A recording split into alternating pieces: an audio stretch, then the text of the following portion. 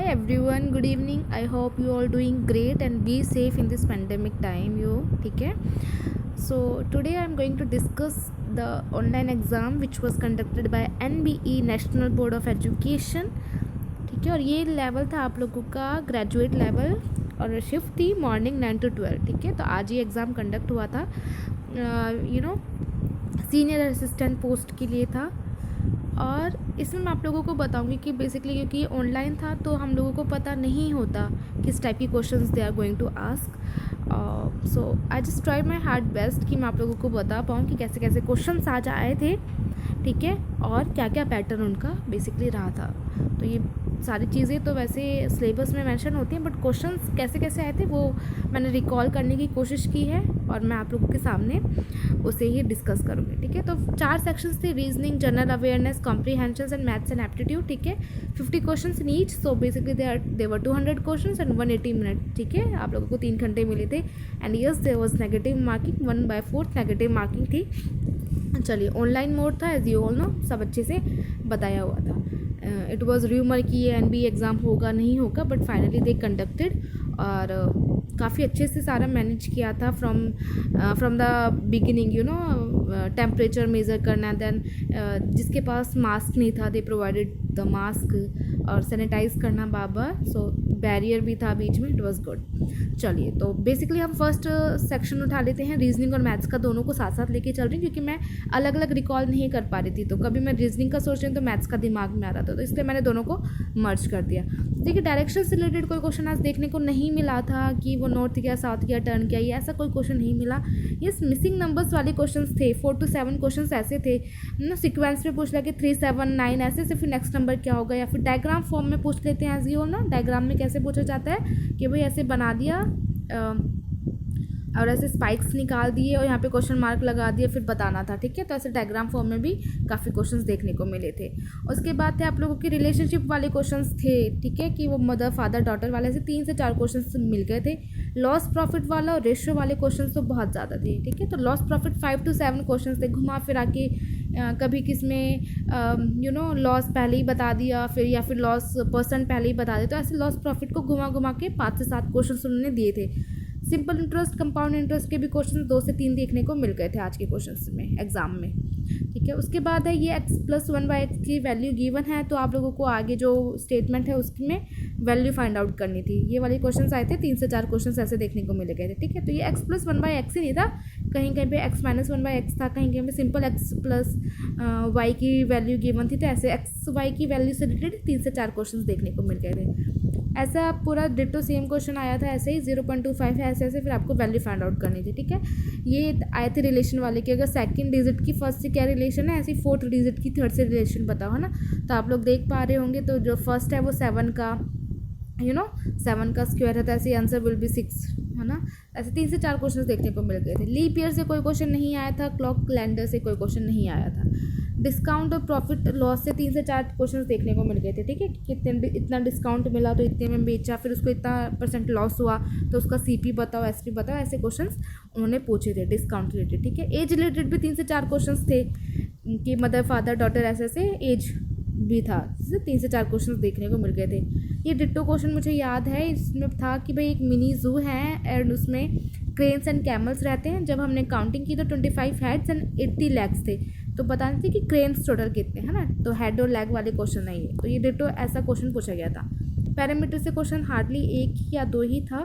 ठीक है, एक ये क्वेश्चन था कि अगर हम किसी सर्कल के रेडियस को 40% इंक्रीज़ कर देते हैं तो उसका एरिया ऑफ सर्कल कितना % इंक्रीज़ होगा. ठीक है, उसके बाद ये ABCD जो आप नंबर्स न्यूमेरिकल करते हैं ना कि A से Z जाने में इतना डिस्टेंस लगा, या फिर +2 हो रहा है, -2 हो रहा है, ऐसे तो ऐसे 5 2 क्वेश्चन थे और वो ईजी थे, ईजिली हो गए थे. ठीक है, कभी वो स्टार्टिंग के 3 में इंक्रीज़ कर रहा है, स्टार्टिंग लास्ट के 3 में वो डिक्रीज़ कर रहा था, तो वो माइंड लगा के करना था. तो ऐसे 5 to 6 क्वेश्चन थे. ये अंडर रूट वाले क्वेश्चंस भी थे. वही देखो, ये था कि इसमें हर अंडर रूट में उन्होंने अलग वैल्यू दी थी. ठीक है, हमने बेसिकली क्वेश्चंस जब हम प्रैक्टिस करते हैं तो सेम वैल्यूज़ वाले प्रैक्टिस करते हैं, बट उन्होंने एक तरफ 725 दे दिया, एक तरफ 100 दे दिया, एक तरफ 50 दे दिया, फिर इसकी वैल्यू फाइंड आउट करनी थी. परसेंटेज बेस्ड क्वेश्चंस भी थे. 2 से 3 क्वेश्चंस परसेंटेज बेस्ड मिल गए थे. कुछ ईजी भी थे कि इसका इतना % ये है. ठीक है, ऐसे क्वेश्चंस भी थे.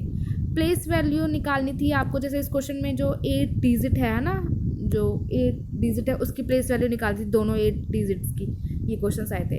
कोफिशिएंट वेरिएंट, ये डिटो सेम क्वेश्चन था। 2x³ y² z है, आप लोगों को कोफिशिएंट वेरिएंट निकालना था, ये डिटो सेम क्वेश्चन था, ठीक है। एवरेज से रिलेटेड भी थे 3 to 4 क्वेश्चन एवरेज से रिलेटेड थे। मोड मीडियन वाला कोई क्वेश्चन नहीं आया आज। रेशो बेस्ड मैंने बताया ना, same profit loss and ratio based questions बहुत आए थे। तो ये रेशो जैसे ए बी रेशो दे रखा है BC, तो ABC का रेशो क्या होगा टोटल, है ना। मिल्क वाटर भी था, इतना लीटर हमने डाल दिया तो रेशो ये हो गया, ये वाले क्वेश्चंस भी थे। एंड प्रॉफिट लॉस बेस्ड भी काफ़ी रेशोज क्वेश्चंस बने थे, ठीक है। तो 7 से 8 इवन ज़्यादा 10-12 भी मैं कह सकती हूँ, रेशो बेस्ड क्वेश्चंस बहुत दिए थे। हर तीसरे क्वेश्चन के बाद रेशो बेस्ड क्वेश्चन ही मिल रहा था मुझे तो, ठीक है। एक सक्सेसिव रेट वाला भी था आप लोगों का कि फर्स्ट ईयर में इतना % इंक्रीज हुआ, सेकंड में इतना, तो फाइनली टोटल जाके कितना इंक्रीमेंट हुआ होगा पूरे अमाउंट में। सिंपल इंटरेस्ट में भी सक्सेसिव रेट वाला उन्होंने डाला हुआ था, ठीक है। अजम्पशन सॉल्यूशन वाला तो था कि अजम्पशंस दिए हुए हैं, फिर आप लोगों को सॉल्यूशंस दिए तो कौन सी स्टेटमेंट सही थी ये बताना था। ये तो आप लोगों के हो गया पहला दूसरा सेक्शन, मतलब जिसमें हमने मैथ्स और रीजनिंग कर दी, ठीक है। उसके बाद चलिए नेक्स्ट कर लेते हैं हम इंग्लिश। तो इंग्लिश में उन्होंने सिनोनिम्स काफ़ी पूछे थे, 7 to 8 सिनोनिम्स पूछ लिए थे। एंटोनिम्स इनके 3 से 4 ही थे। पैसेज ईजी थे, 2 to 3 थे, लेकिन हाँ ईजी थे, you can easily do that. Error find out करना था, ये काफ़ी थे। एरर फाइंड आउट करने वाले 7 से 8 क्वेश्चन मिल गए थे, है ना। जो 1 2 3 कौन से में एरर है वो था।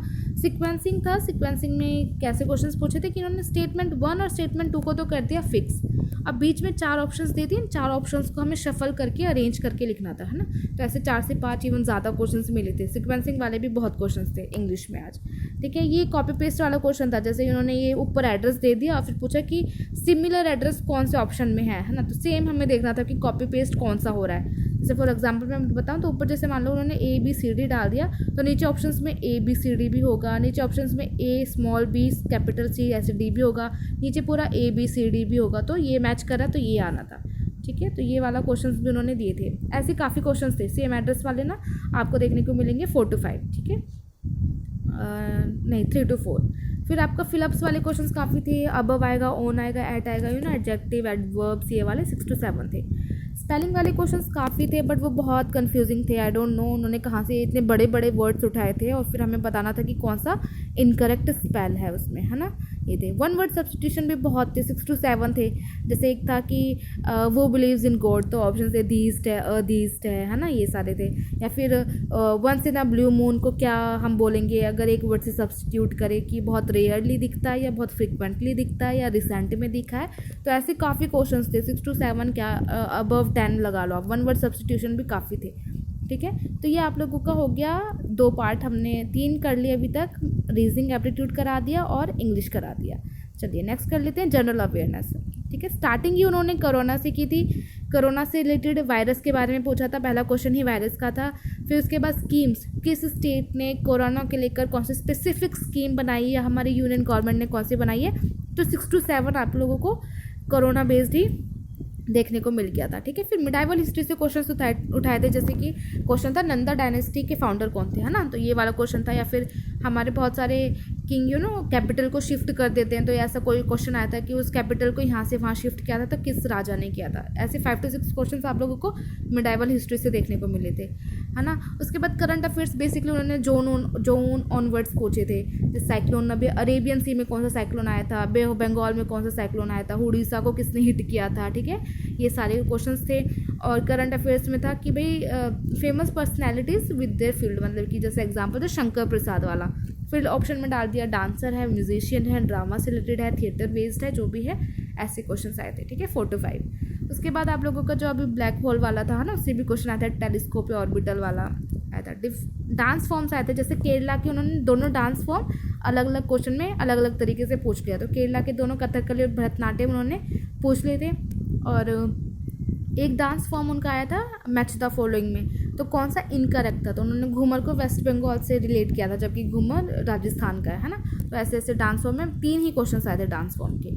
फैक्ट बेस्ड क्वेश्चन भी 3 से 4 आ गए थे, बिल्कुल एक्यूरेट डिटेल्स मांगी थी, इतना डिस्टेंस कितना होगा, ये बहुत ही फैक्ट बेस्ड था, ठीक है। ये पूछा था जैसे K2 dash highest peak in the world, first number की है, सेकंड नंबर की, तो आंसर आपको पता है सेकंड है, फर्स्ट हमारी माउंट एवरेस्ट थी, है ना।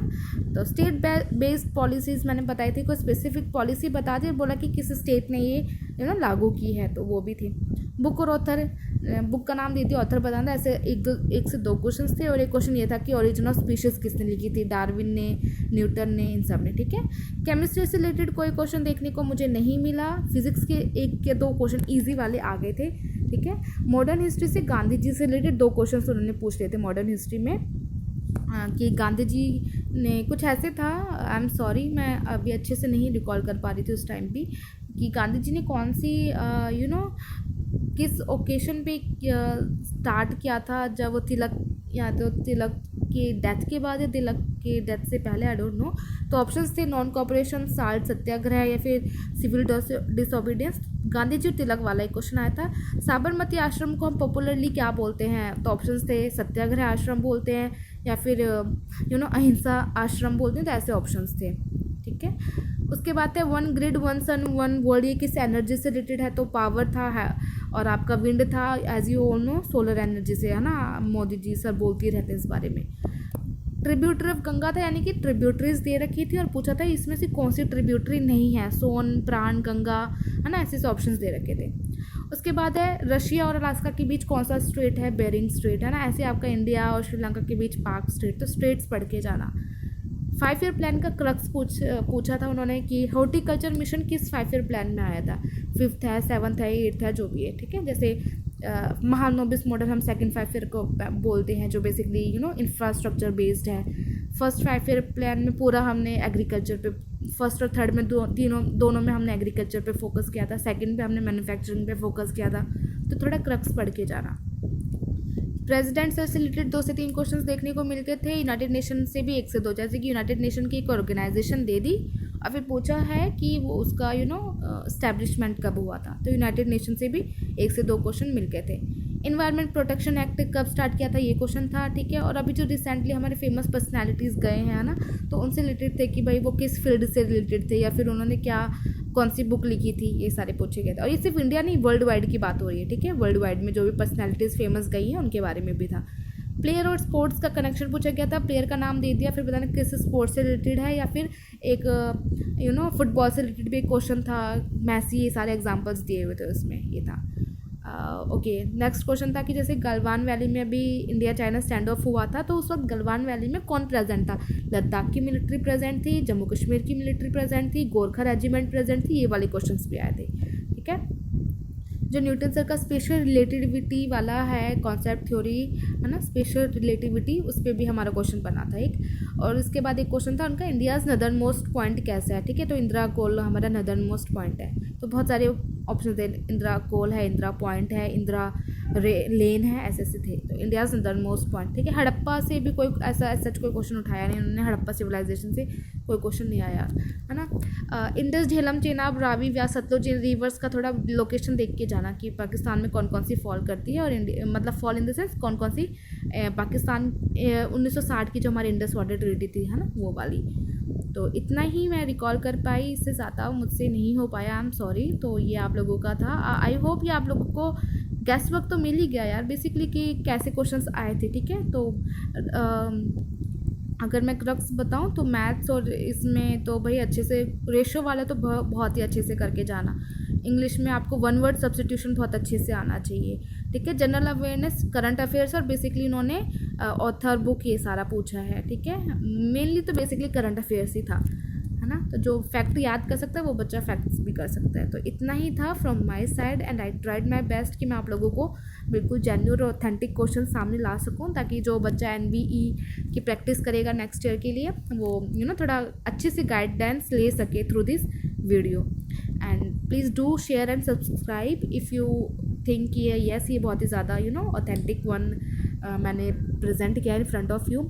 और अगर किसी को स्पीड का इशू है, किसी को लगता है कि बहुत फास्ट है, तो थोड़ा स्लो कर लेना, अदरवाइज 2x 1.7x की स्पीड में सुन लेना। Time is money. So all the best, stay healthy and bye bye, take care.